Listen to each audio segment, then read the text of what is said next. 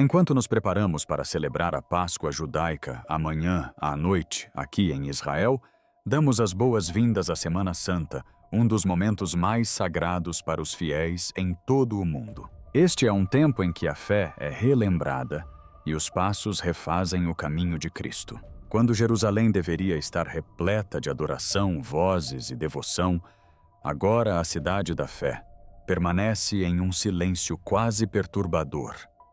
Jerusalém ainda não se recuperou do conflito. Mísseis cortam seus céus. As ruas mais antigas, outrora repletas de orações, agora vivem sob constante ameaça. Então os padrões climáticos mudaram, com tempestades se formando rapidamente e apresentando intensidade maior do que o esperado. Pouco tempo depois, luzes desconhecidas surgiram no céu, aparecendo sem fonte aparente, mantendo formações que não se comportavam como nada familiar. E até o chão apresentava pequenas rachaduras, onde antes tudo parecia firme. Por que isso está acontecendo justamente neste momento da Semana Santa e não em qualquer outra época? Será que isso prenuncia algo terrível ou é um aviso de Deus? Neste vídeo vamos explorar tudo isso. Cada sinal, cada mudança, cada padrão. E se esta mensagem tocar seu coração, deixe um comentário com uma oração. Uma oração por misericórdia, por você, por seus entes queridos e pelo mundo inteiro. A tensão entre Israel e Irã continua a aumentar, com mísseis cruzando o céu e drones entrando no espaço aéreo disputado. Alguns fragmentos caíram perigosamente perto da Cidade Velha, em locais antes considerados intocáveis, como a Igreja do Santo Sepulcro e a Mesquita de Al-Aqsa. O coração sagrado do mundo agora vive sob a sombra da incerteza.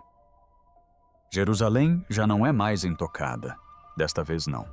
E é neste momento delicado que chega a Semana Santa, a jornada mais sagrada da fé cristã. Uma semana que relembra o sofrimento, o sacrifício, a morte e a ressurreição. Um momento em que a cidade deveria ecoar com orações, passos e cânticos de devoção. Mas agora algo parece profundamente errado. Ambulâncias substituem hinos, o medo substitui as procissões. O tom da urgência tomou o lugar da reverência. As igrejas estão fechadas ou quase vazias. As reuniões são limitadas, às vezes não ultrapassando 50 pessoas. Muitas celebrações foram reduzidas, adiadas ou transferidas para o formato online. E aqueles que vieram em busca de fé, agora permanecem à distância, observando, aguardando, incertos. É impossível não sentir o peso disso, porque a Semana Santa não é apenas uma tradição, é uma representação do sofrimento. É o caminho de Cristo rumo à cruz. Em Isaías 53, fala-se de um homem familiarizado com a dor. E agora, numa cidade onde essa história começou, a dor se faz presente novamente. Assim, a pergunta torna-se inevitável. Estaremos testemunhando algo simbólico. Será que estes dias de silêncio ecoam o próprio início da jornada final de Cristo antes da ressurreição? E se este momento realmente carrega um significado mais profundo, então, o próximo sinal pode não estar no céu, mas sob nossos pés. Porque perto do Monte das Oliveiras, pequenas fissuras já começaram a aparecer. A princípio eram quase imperceptíveis, linhas finas que se estendiam silenciosamente pelo antigo caminho de pedra. O tipo de detalhe que a maioria ignoraria, sem pensar duas vezes. Mas, com o passar das horas, essas linhas deixaram de ser estáticas. Fissuras finas começaram a se ramificar, traçando o próprio solo que carregou séculos de oração, memória e devoção. Este não é um lugar comum. Este caminho é tradicionalmente associado à entrada de Jesus Cristo em Jerusalém, um momento lembrado todos os anos durante a Semana Santa como o início de uma jornada que levaria ao sofrimento, ao sacrifício e, por fim, à redenção. Em anos anteriores, esta estrada se enchia de peregrinos, vozes se elevavam e ramos eram erguidos. As palavras do Salmo 118 ecoam pela cidade. Bendito o que vem em nome do Senhor. Mas agora a atmosfera é diferente. As multidões são menores, os movimentos mais lentos. E em vez de olhar para o futuro com expectativa, muitos se veem olhando para baixo, cautelosos a cada passo, conscientes de que algo abaixo deles já não parece o mesmo. Há explicações, é claro. Tensão no solo, infraestrutura envelhecida, movimentação de camadas sob fundações antigas. Tudo isso é real e mensurável. Mas o que torna este momento difícil de ignorar não é a existência de rachaduras, mas sim o momento em que elas surgiram. Porque elas estão aparecendo durante a Semana Santa em um lugar profundamente ligado tanto à tristeza quanto à promessa do Evangelho. E para alguns, a visão da pedra começando a rachar trouxe à tona outra passagem. Livro de Zacarias, 14:4. Naquele dia, os seus pés estarão sobre o Monte das Oliveiras, e o Monte das Oliveiras se partirá em dois do leste ao oeste. Ninguém afirma que esse momento já chegou.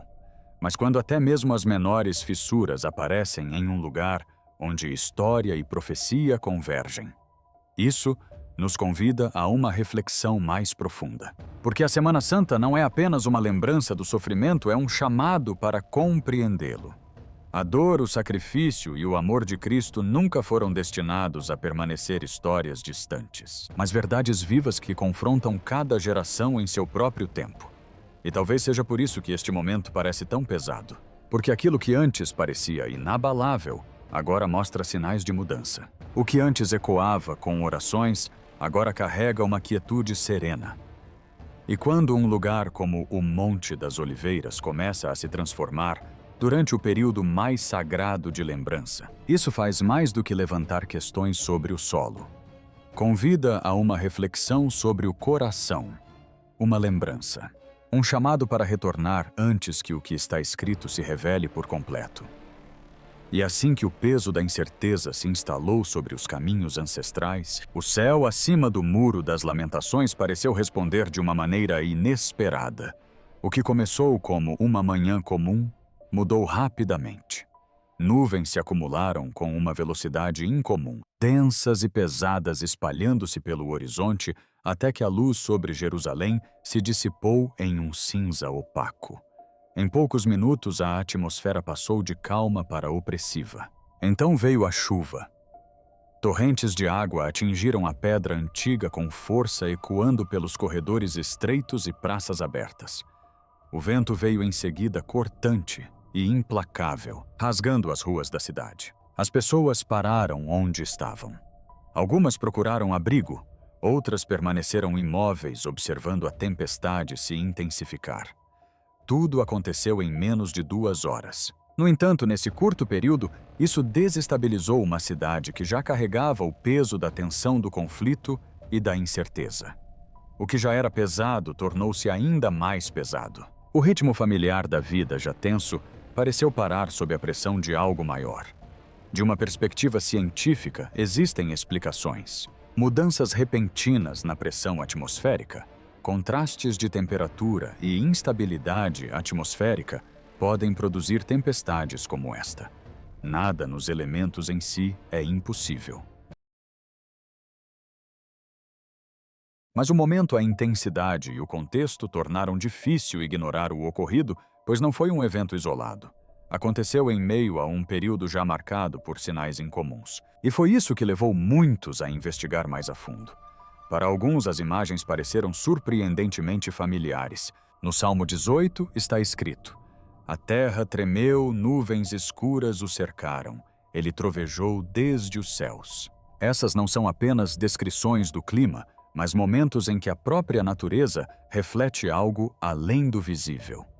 As Escrituras mostram repetidamente que quando o mundo natural muda intensamente, isso frequentemente acompanha momentos de revelação, advertência ou intervenção divina. Não para criar medo, mas para chamar a atenção. E talvez seja isso que mais tenha perturbado as pessoas. Não a tempestade em si, mas a sensação de que ela chegou com um propósito. Seria isso simplesmente um fenômeno climático imprevisível ou parte de algo que está se desenrolando e que as pessoas só agora começam a perceber? Por milhares de anos, as Escrituras falaram de sofrimentos que não seriam apagados pelo tempo de fé testada sob pressão e de testemunhos que um dia seriam revelados em vez de esquecidos. Em Mateus 24:9 está escrito: Então vos entregarão à tribulação e vos matarão, e sereis odiados por todas as nações por causa do meu nome. E agora, após a tempestade passar por Jerusalém, algo há muito tempo oculto sob a superfície começou a emergir. Durante uma escavação de rotina perto do Monte Sião, arqueólogos descobriram uma câmara subterrânea selada que permanecera intocada por séculos, enterrado sob camadas de pedra, adicionadas muito tempo depois de sua existência ter sido esquecida. O que encontraram lá dentro não foi um tesouro, nem artefatos de riqueza ou poder, mas algo muito mais pesado: restos mortais. Vários corpos colocados próximos uns dos outros, dispostos não com cerimônia, mas com urgência. Diversos restos mortais apresentavam sinais de trauma, sugerindo violência e não ritual. Um momento de caos, não de paz. Especialistas rapidamente identificaram o período como sendo da Era Romana, uma época marcada por agitação, perseguição e conflitos em toda a região. De uma perspectiva histórica, a explicação é clara. Provavelmente foram vítimas de conflitos enterradas rapidamente conforme as circunstâncias permitiram. Mas o que torna essa descoberta difícil de ignorar não é apenas o que foi encontrado, mas onde foi encontrado. A câmara fica perto de áreas há muito associadas aos primeiros seguidores de Jesus Cristo, perto de locais onde as primeiras comunidades de crentes se reuniram sob ameaça, mantendo a fé em uma época em que isso tinha um preço muito alto. A notícia da descoberta espalhou-se discretamente a princípio e depois de forma mais ampla. Pequenos grupos começaram a se reunir perto do local. Alguns permaneceram em silêncio. Outros acenderam velas. Alguns leram trechos dos evangelhos em voz baixa, como se soubessem que aquele não era apenas um momento histórico, mas algo de significado mais profundo. Porque as Escrituras sempre sugeriram que o que está oculto não permanecerá oculto. Em Apocalipse 6:9 fala-se de almas debaixo do altar, clamando não esquecidas, não perdidas, mas lembradas. E no Salmo 102:16, somos lembrados de que o Senhor reconstruirá Sião e revelará a sua glória no tempo certo. O que foi sepultado às pressas agora foi descoberto em serenidade. O que antes estava oculto sob o peso da história veio à tona num momento em que a própria cidade se sente inquieta. E é isso que confere a esta descoberta um significado mais profundo. Porque estes não são apenas ossos, são evidências de um passado em que a fé resistiu à pressão, em que acreditar não era conveniente, mas sim custoso. E talvez a presença deles agora não seja acidental. Porque quando algo oculto por séculos é revelado em um momento como este, faz mais do que contar uma história sobre o passado. Silenciosamente, questiona o que o presente está preparado para compreender. E enquanto o que estivera enterrado por séculos emergia silenciosamente de debaixo da terra, outra força começou a se mover. Desta vez, não abaixo da superfície, mas através das colinas que circundam Jerusalém, um incêndio florestal irrompeu com velocidade e intensidade incomuns, espalhando-se rapidamente pelo terreno seco próximo aos arredores da cidade. Em poucas horas, milhares de hectares foram consumidos. As chamas se alastraram pelas encostas impulsionadas por ventos variáveis, forçando a evacuação de comunidades próximas. As estradas foram interditadas, incluindo as principais vias de acesso à região. A fumaça adensou o ar, elevando-se acima da linha do horizonte e projetando uma sombra densa sobre a paisagem. Os animais selvagens fugiram do fogo. O céu escureceu sob camadas de cinzas. O que já era um período de tensão e incerteza tornou-se ainda mais difícil de suportar. Para muitos moradores, a pressão não era mais distante. Era imediata, visível e próxima. Existem, é claro, explicações naturais. Condições de seca, calor, padrões de vento e atividade humana podem contribuir para incêndios florestais dessa magnitude. Nada sobre a mecânica do fenômeno é impossível.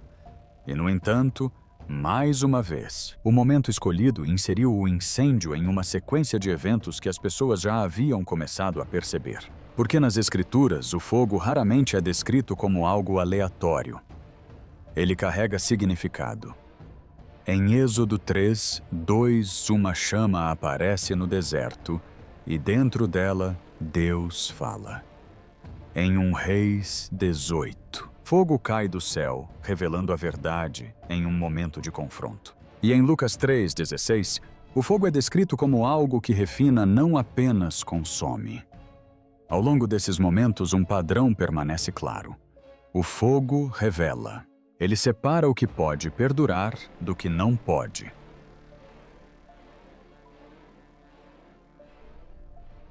E talvez seja isso que dê peso a este momento. Não simplesmente a destruição, mas a exposição. Porque o fogo não apenas altera o que é visto, mas também força a atenção para o que foi negligenciado. Em um momento já marcado por mudanças de rumo e sinais emergentes, a presença do fogo acrescenta mais uma camada ao desenrolar dos acontecimentos. Não como uma conclusão, mas como parte de um padrão que se torna cada vez mais difícil de ignorar. Porque quando o fogo se alastra por um lugar como este, deixa para trás mais do que cinzas. Deixa a questão do que restou e por quê. Então a atenção começou a se voltar novamente, desta vez para cima, em direção ao céu, acima do monte do templo. A princípio, era quase imperceptível, um brilho tênue, quase indistinguível da névoa natural da noite. Mas em poucos minutos a luz começou a tomar forma. Não se dispersou como estrelas, nem se moveu como aeronaves. Em vez disso, manteve sua posição estruturada definida.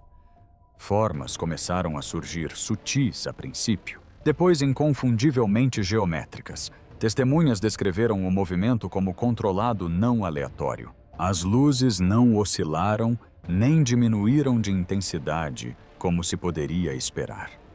Permaneceram firmes, suspensas, sobre um dos locais de maior significado espiritual na Terra.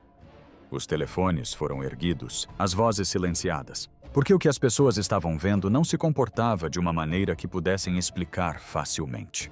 Existem novamente explicações possíveis: reflexos atmosféricos, efeitos ópticos raros ou atividade aérea distante. Mas essas explicações não resolviam completamente o que as pessoas sentiam naquele momento. Porque a experiência não foi apenas visual, mas também perceptiva. Muitos descreveram uma quietude, uma sensação de que o que estavam vendo não era simplesmente passageiro, mas estava presente com intenção.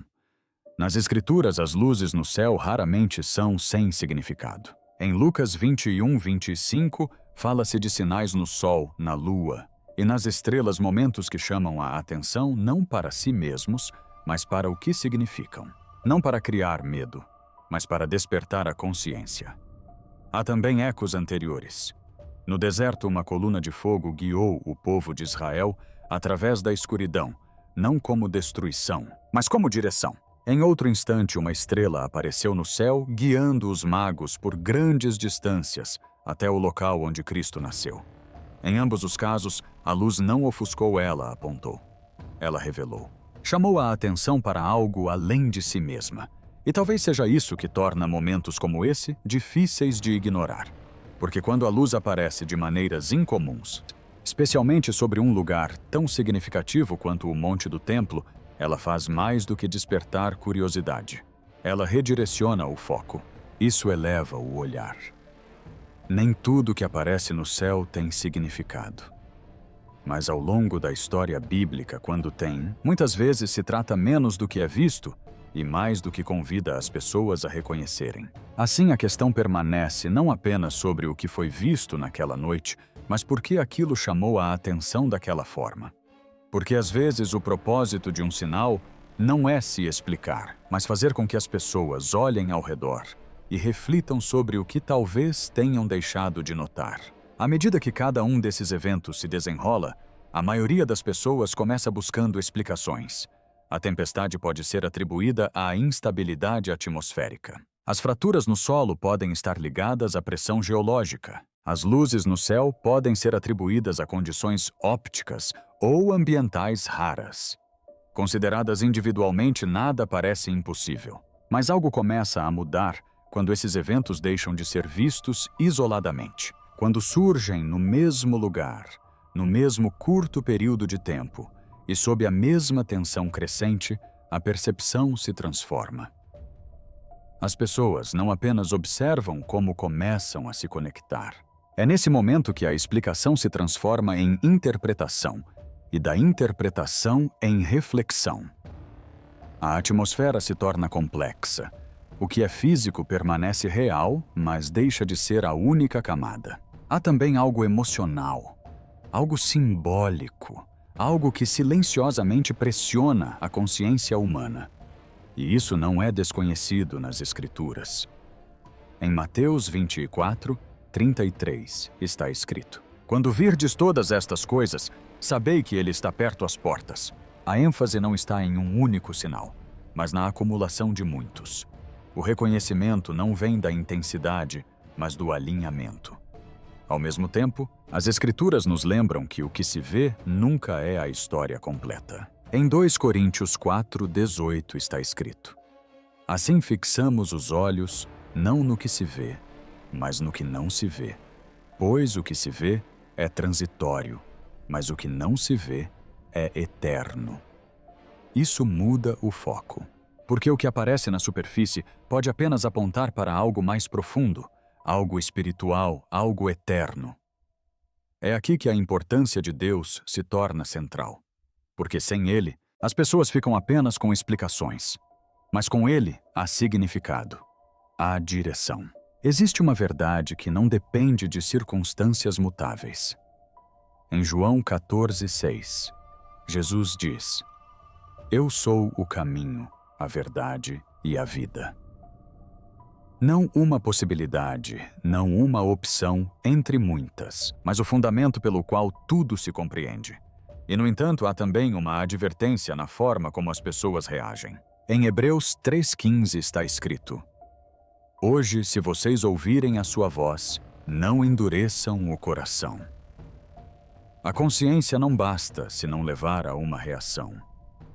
É possível perceber padrões, sentir que algo está mudando e ainda assim escolher permanecer inalterado. É por isso que momentos como esses têm tanta importância. Não porque incitem o medo, mas porque convidam à clareza. Elas lembram as pessoas que a vida não se resume apenas ao que pode ser explicado, mas também ao que precisa ser compreendido. O mundo pode mudar de maneiras que chamam a atenção, mas somente Deus provê o que permanece constante nele. E talvez essa seja a verdadeira mudança que está acontecendo. Não apenas no céu, não apenas na terra, mas dentro do coração humano. Porque quando as pessoas começam a passar da observação para a consciência, elas não estão mais perguntando apenas o que está acontecendo. Elas começam a perguntar o que isso significa e em quem podem confiar para entender. À medida que a consciência começa a substituir a simples observação, o padrão se torna mais claro. Não porque cada evento se torne mais forte, mas porque eles começam a se alinhar. O que está acontecendo não está mais confinado a uma única camada da realidade. Está se desenrolando em muitos lugares ao mesmo tempo. O céu mudou, marcado por luzes incomuns e tempestades repentinas. O solo reagiu, mostrando fraturas onde antes se presumia estabilidade. A própria sociedade mudou com restrições ao culto e alterações nas tradições que parecem estranhas. E em meio a tudo isso, o comportamento humano desacelerou. As pessoas observam com mais atenção, refletem mais profundamente e percebem que algo está diferente mesmo que não consigam explicar completamente. O que dá peso a este momento não é um evento isolado, mas a convergência de todos eles no mesmo lugar e ao mesmo tempo. E esse lugar é Jerusalém, uma cidade que nunca foi comum, um lugar onde história, fé e propósito divino sempre se entrelaçaram. Quando múltiplos sistemas começam a se transformar em conjunto, a natureza, a sociedade e a consciência humana, cria-se um tipo de alinhamento que atrai a atenção para além da superfície. Não para o caos, mas para algo maior. Porque ao longo da história, momentos de convergência nunca apontaram para o acaso. Eles apontaram para a presença de Deus, agindo de maneiras que as pessoas não compreendem imediatamente. É aqui que o foco deve retornar ao próprio Deus, não como uma ideia distante, mas como aquele que permanece imutável enquanto tudo o mais se transforma. O mundo pode mudar, os sistemas podem enfraquecer e os padrões podem se tornar incertos. Mas Deus não se move com eles. Sua autoridade não é afetada pela instabilidade. Seu poder não é diminuído pela confusão humana. E é isso que dá sentido a esses momentos. Porque sem Deus, a convergência é mera coincidência. Mas com Deus, isso se torna um sinal, um convite para olhar além do visível e reconhecer quem está no controle. Há também aqui uma lembrança da dependência humana. As pessoas frequentemente se apoiam naquilo que consideram estruturas estáveis, rotinas, sistemas que acreditam que permanecerão. Mas quando essas coisas começam a mudar, isso expõe algo mais profundo. Revela quão frágeis esses alicerces realmente são. E nessa exposição, uma verdade se torna clara: a estabilidade nunca veio do mundo em si, mas somente de Deus. É por isso que momentos como este não devem nos sobrecarregar, mas sim nos redirecionar. Trazer a atenção de volta para o que não muda. Lembrar às pessoas que, não importa quantas camadas da vida comecem a se mover simultaneamente, ainda existe uma fonte de autoridade acima de tudo. E talvez esse seja o significado mais profundo dessa convergência.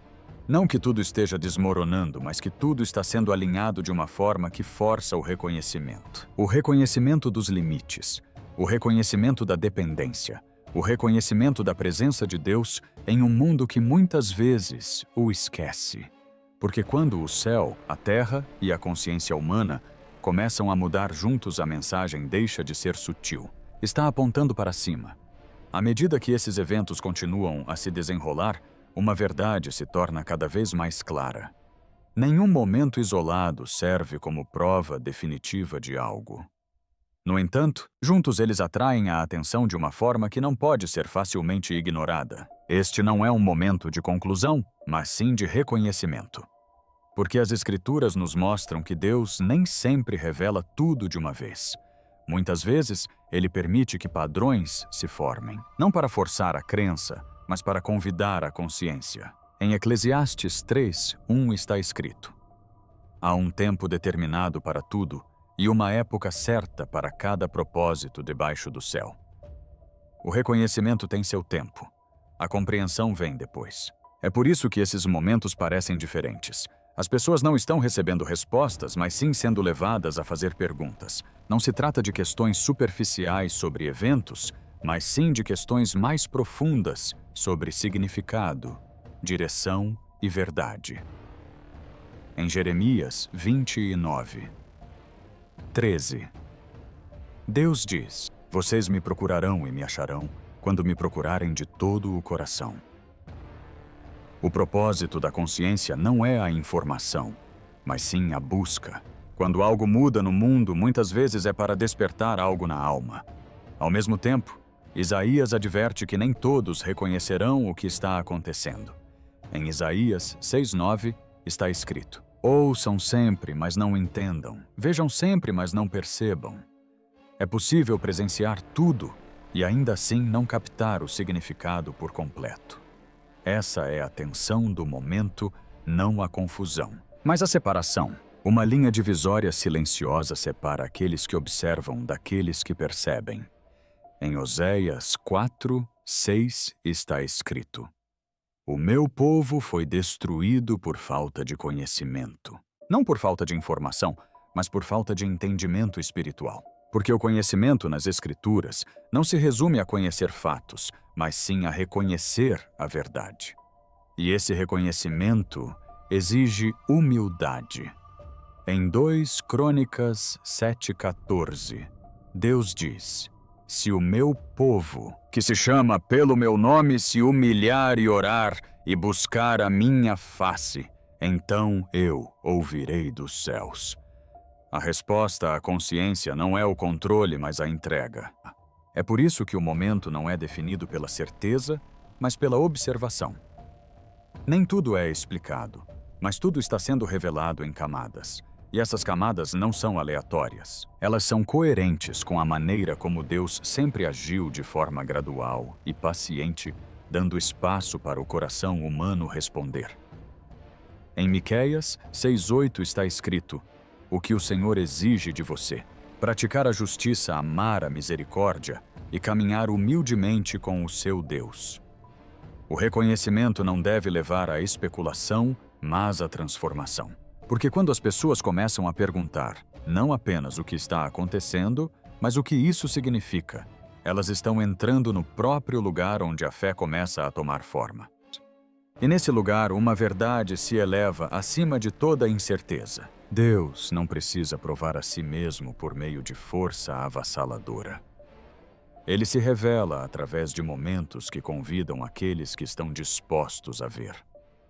Quando esses momentos são reunidos, eles não aparecem mais como incidentes isolados, mas como um padrão unificado que se desdobra em múltiplas camadas simultaneamente. O culto religioso foi restringido, mas a fé não desapareceu. Ela se espalhou pelas ruas. O solo apresentou rachaduras, levantando questões silenciosas sobre sua estabilidade. As tempestades se intensificaram, interrompendo o que antes parecia previsível. Luzes surgiram no céu, atraindo a atenção para cima. E em meio a tudo isso, a resposta humana passou da rotina para a consciência do movimento para a reflexão. O que torna este momento singular não é a força de um único sinal, mas o alinhamento de todos eles em um mesmo lugar e em um mesmo período de tempo. E as Escrituras há muito descrevem esse tipo de convergência. Em Mateus 24:33 está escrito: quando virdes todas estas coisas, sabei que ele está perto às portas. A ênfase não está em um evento isolado, mas na completude do padrão. É por isso que a Bíblia constantemente chama os crentes à prontidão. Em 1 Pedro 5:8 está escrito: sejam sóbrios e vigiem. A consciência não é passiva, mas ativa, disciplinada e fundamentada na verdade. Ignorar o que está acontecendo não é neutralidade, mas sim negligência espiritual. Ao mesmo tempo, as Escrituras nos lembram que esses momentos não devem gerar medo, mas sim redirecionar o foco. Em Hebreus 12:26-27, está escrito: mais uma vez abalarei não só a terra, mas também os céus, para que permaneça o que não pode ser abalado. O abalo não é o fim. É um processo de revelação do que é permanente. E o que permanece não são sistemas, nem estruturas, nem mesmo a estabilidade do próprio mundo. O que permanece é Deus. Em Malaquias 3:6 está escrito: eu, o Senhor, não mudo. Enquanto tudo o mais se transforma, ele permanece constante, soberano e inabalável. É por isso que a resposta importa. Porque o reconhecimento sem arrependimento não muda nada. Em Ezequiel 18:30, Deus chama: arrependam-se e afastem-se de todas as suas transgressões. Então o pecado não será a sua ruína. O propósito de ver não é a curiosidade, mas sim a transformação. Há também uma promessa dentro desse padrão. Em 2 Pedro 3:9 está escrito: o Senhor não retarda a sua promessa. Pelo contrário, Ele é paciente convosco, não querendo que ninguém pereça, senão que todos cheguem ao arrependimento. Mesmo em momentos de convergência, ainda há misericórdia. E assim, quando todas as camadas começam a se alinhar, céu-terra, sociedade e coração humano. A mensagem não fica oculta. Ela se torna visível não pela força, mas pela acumulação. Porque quando tudo começa a se mover ao mesmo tempo, as Escrituras não apontam para o caos. Apontam para Deus, que está mais perto do que as pessoas imaginam. À medida que essas perguntas começam a surgir, elas vão além da simples observação e se tornam algo mais profundo, algo pessoal. Porque quando padrões começam a surgir, a questão deixa de ser apenas o que está acontecendo ao nosso redor e passa a ser como reagimos a isso diante de Deus. Torna-se mais difícil ignorar que várias coisas estão mudando ao mesmo tempo. Não apenas no céu ou na terra, mas também no coração humano. A atenção se transforma, a consciência desperta, as prioridades são silenciosamente reorganizadas. E quando isso acontece, as pessoas começam a se perguntar não apenas o que estão vendo, mas o que Deus pode estar revelando através disso. As Escrituras nos lembram em Jeremias 29:13. Vocês me procurarão e me acharão quando me procurarem de todo o coração. Momentos como esses não são interrupções aleatórias. São convites suaves, porém persistentes, que chamam as pessoas de volta à consciência da presença de Deus. Esses momentos nos desaceleram, interrompem a rotina, criam espaço para refletir sobre o que realmente importa. Não de forma dramática, mas silenciosamente, como se Deus estivesse permitindo que o ruído do mundo se dissipasse o suficiente para que sua voz fosse ouvida novamente. E talvez seja aí que a verdadeira mensagem comece, não nos eventos em si, mas no que eles despertam dentro de nós. Porque a consciência sem resposta não leva a lugar nenhum. Em Tiago 1:22 está escrito: não se contentem em apenas ouvir a palavra, mas pratiquem-na. O que importa não é o que percebemos, mas o que fazemos com isso. Há também um lembrete mais profundo sobre a fé. Quando o culto transcende os edifícios e se expande para espaços abertos, revela algo poderoso. Deus nunca esteve confinado a paredes. Como Jesus disse em João 4:24, Deus é espírito e é necessário que os seus adoradores o adorem em espírito e em verdade. A verdadeira fé não se baseia em localização, mas sim em conexão. Ao mesmo tempo, esses momentos trazem um alerta silencioso. Não um alerta de medo, mas de responsabilidade. Porque cada geração tem a oportunidade de reconhecer o movimento de Deus e responder a ele. Ignorar isso não impede o que Deus está fazendo, apenas atrasa a compreensão. Em Apocalipse 3:20, Deus diz: eis que estou à porta e bato. A questão não é se ele está chamando, mas se estamos dispostos a abrir. Portanto, a questão se torna pessoal. A que estamos dando atenção, o que estamos escolhendo ignorar. E quando Deus nos chama suavemente em momentos como esses, responderemos. Se esta mensagem ressoar em você, reserve um momento para refletir e voltar seu coração para Deus. Você pode deixar uma oração nos comentários, não por obrigação, mas com sinceridade. E se você acha que esta mensagem pode despertar alguém, compartilhe-a com essa pessoa. Obrigado por ter ficado comigo até o final.